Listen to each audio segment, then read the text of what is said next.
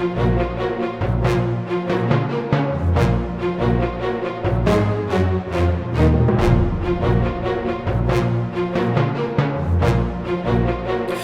Armand here with a roundup on the Neptune station and Neptune meeting of the South Node that's happening in November of 2016. But what's the use? See what I did there? Okay, but cleverness won't get you too far in this. There is a tsunami going on, and in Neptune and the South Node meeting in the oceanic sign of Pisces and squaring Mercury on Neptune station, all within 72 hours of each other. It is a tsunami in not the collective unconscious, but yes, but also in the collective consciousness. Now, since the Saturn-Neptune square, which had its last aspect in September of 2016 and has been active for about a year, since the last square, I said, hey, we're in the process of congealing a new reality. And indeed, Saturn has pulled away from Neptune. It's pulled out of the square. Saturn in Sagittarius reestablishes a belief system. It reestablishes a new reality. That is, in fact, happening. You may not be crazy about it. I'm not so crazy about it. But, it is happening. It is congealing. A new reality is congealing. The Neptune station, the Neptunian vibe that is so prominent not only in the third week of November, but going on to the end of November and probably for some time afterwards. The Neptunian vibe isn't about not knowing what's going on. It's not about being at sea. Although, confusion and uncertainty are part of it for sure. Rather, it is the fact that that wave, direction now determined, is moving in a particular direction, and what do?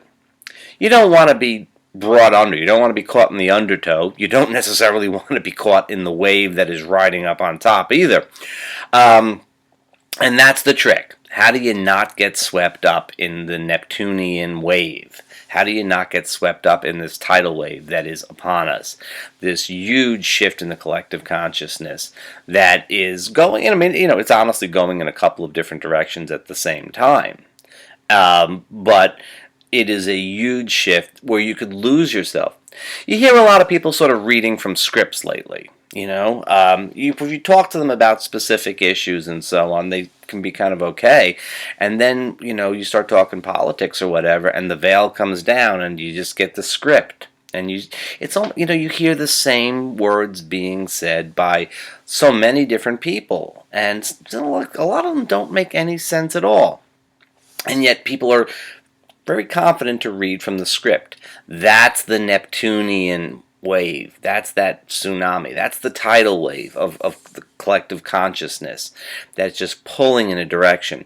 And you can't entirely avoid it. You got to try to surf on top of it. Oh, that sounds so easy, doesn't it? Oh, you're going to surf on the wave of the collective consciousness. Well, good luck.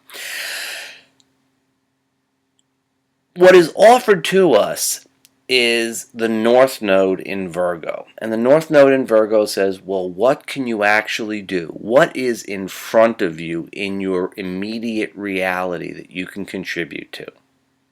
That's the North Node in Virgo. In the midst of the swell that is going in the opposite direction, or which is going in some direction and can overwhelm you, that doesn't seem like an awful lot, I know. It's not a great deal, to tell you the honest truth. But it is something. What can you do as an act of kindness, compassion, and service immediately, right now, right here? The big picture is overwhelming you. If you watch these videos, if you read my posts, I'm always saying that the collective and the personal reflect each other, that they interweave, that they're interpenetrated, that they're two sides of the same coin. And, it sounds okay as an intellectual type of thing, but in the last week, maybe all of a sudden we have an example of it that is kind of a little hard for us to bear, because our personal lives are now swept up in the collective in a way that is positively frightening. I don't know. For me, it's positively frightening at any rate. And there isn't a lot of ability to just step back. How could you step back? How could you just not be concerned? Yes, a little meditation will do you good. If you can ground yourself with something, do it. Do it.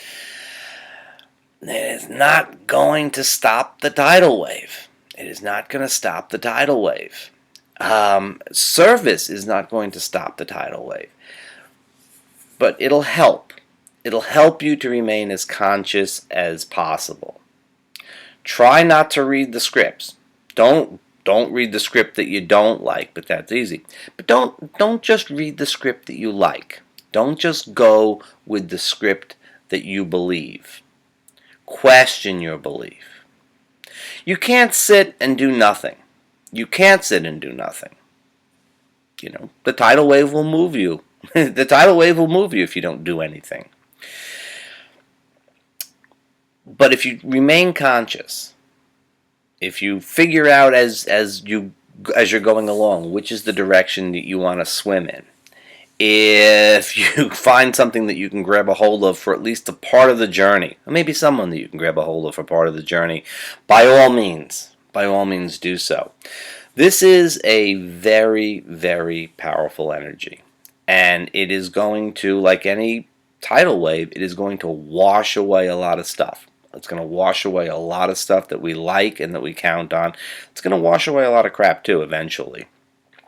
Pluto is in the second half of Capricorn now, and this is the more destructive phase. He's been sort of playing both ends against the middle up until now.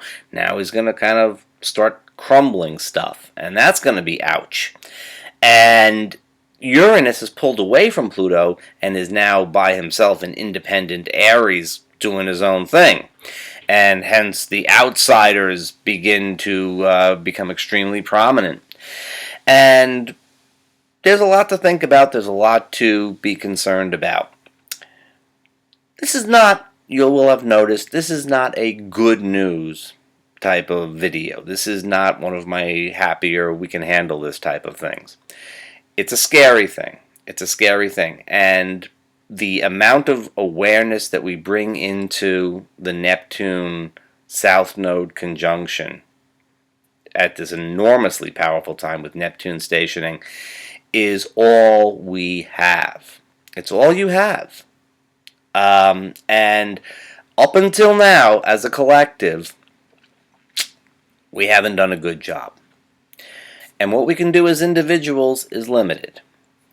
Ultimately, though, you have to remember that whatever script is being written, there is spirit behind it. And we write the scripts. We write the scripts we like, and we write the scripts that we don't like. We write the scripts that inspire us. We write the scripts that frighten us. And the process that is taking place on a much larger level than any of us can personally see is bringing us someplace. Is that a consolation?